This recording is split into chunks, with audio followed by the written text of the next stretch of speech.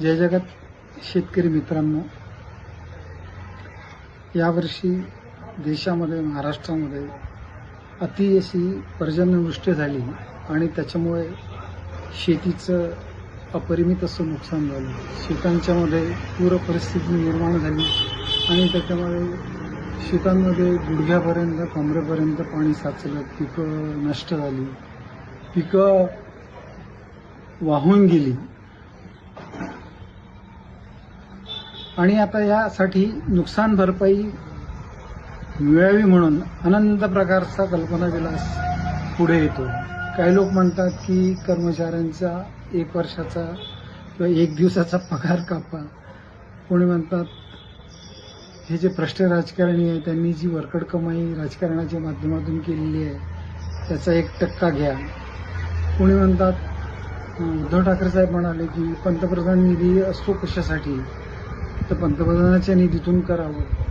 तर नेमकं याच्यासाठी काय करावं. मुख्यमंत्री असं म्हणतात की ओला दुष्काळ नावाचे काही टर्मिनॉलॉजी किंवा काही असं प्रावधान त्याच्यामध्ये नाही.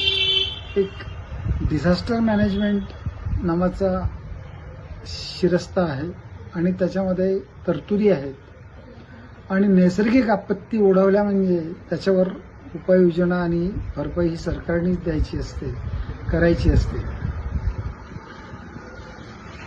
तर अशा या परिस्थितीमध्ये नेमकं काय केलं पाहिजे याच्याविषयीच्या ज्या विविध कल्पना पुढे आलेल्या आहेत त्याच्यामध्ये एक माझी साधी सूचना अशी आहे की आपत्ती कोणतीही नैसर्गिक असो किंवा मानवनिर्मित असो. समजा एखादा तरुण मुलगा आहे 30-35 वर्षाचा, लग्न झालेलं आहे, त्याचं कुठेतरी कामावर चालला आणि अपघातात तो वारला कुठल्या तरी दुचाकी वाहनांच्या असेल किंवा 4 चाकी रस्त्यावरच्या वाहनात असेल किंवा आगगाडीच्या प्रवासात असेल कुठे, तर त्याची पत्नी घरी असेल, मुलं घरी असतील, तर अशा कुटुंबावर जी परिस्थिती ओढवते ह्याच्यासाठी नियोजन म्हणून असं काय आहे नक्की की जे करता येईल. किंवा एखादा अपघात कुठे मागे अमरावतीमध्ये एक असा अपघात घडला होता की शाळेत पोरं चालली होती आणि ट्रकनी ती ऑटोला धडक दिली आणि 5-6 मुलं त्याच्यामध्ये दगावली. याच्यापेक्षा दारुण परिस्थिती काय असते.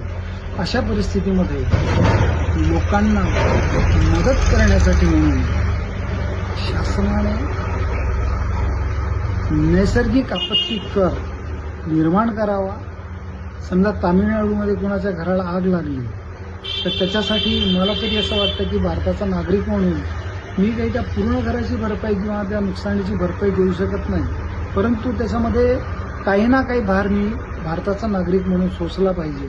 त्याच्यासाठी एक रिझनेबल अशी स्ट्रॅटेजी टॅक्सिंगची वर्कआउट करा आणि संबंध देशातल्या नुकसानीसाठी नॅचरल कलायमिटीज टॅक्स किंवा डिझास्टर टॅक्स लावून लोकांना त्याच्यामध्ये भरपाई द्या. अशी एक कल्पना मी पुढे मांडतोय. धन्यवाद. आपल्या प्रतिक्रिया याच्यावर याव्यात आणि भरभरून ही कल्पना उचलून धरावी अशी मी आपणास विनंती.